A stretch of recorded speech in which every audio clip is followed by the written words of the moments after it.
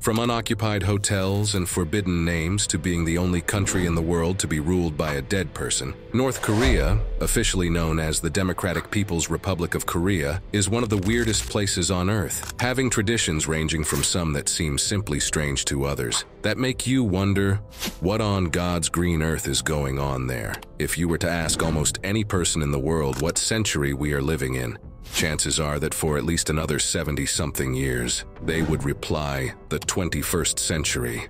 Well, that would not be the case if you were to ask this question in North Korea. The reason being that, while most of the world follows the Gregorian calendar, North Korea follows a different calendar known as the Juche calendar.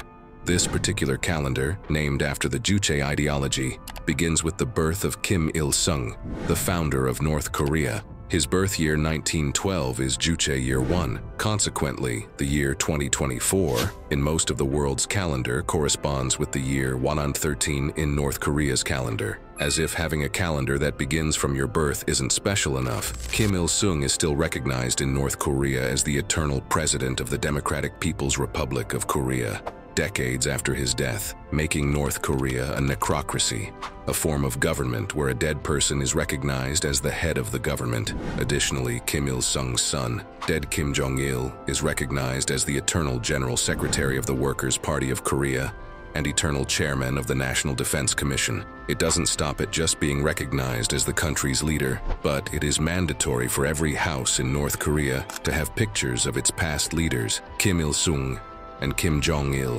While that is not too strange in and of itself, it becomes absolutely mind-boggling when you learn that, in case of a fire, these pictures are the first things you are supposed to save, even before your family members. Failing to do so may result in punishment. Also, it is illegal to fold newspapers if pictures of the political leaders of the country appear in them, as it is considered disrespectful to said leaders.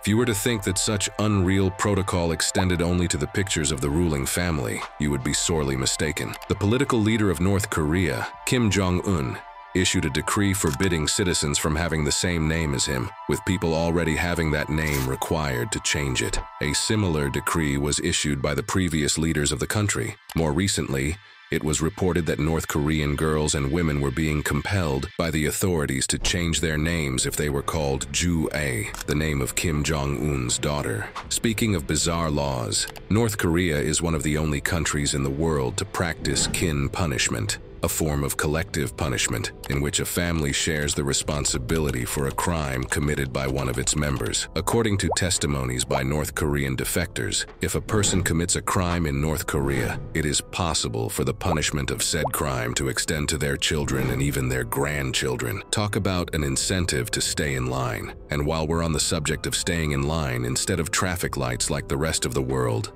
the city of Pyongyang used to employ traffic ladies to manage traffic at intersections at some places. Potential traffic ladies usually started their training after finishing school as early as at the age of 17. They were vigorously trained to perform specific signals to maintain the flow of traffic. These ladies, instantly recognizable from their iconic uniforms, represented one of the most prestigious and sought-after positions in the country. Considering the country is officially ruled by a dead person, you may or may not be surprised to know that the Ryugyong Hotel, located in North Korea's capital city Pyongyang, is also one of the tallest buildings in the world. Tallest unoccupied buildings, that is. Construction of the 1080 FTU tall hotel began in 1987 and got breaks several times. Being 105 stories tall, it is sometimes referred to as the 105 building. The hotel, also nicknamed the Hotel of Doom, has not yet hosted its first guest, but the country has found other uses for the building, such as the site for fireworks displays during holiday celebrations.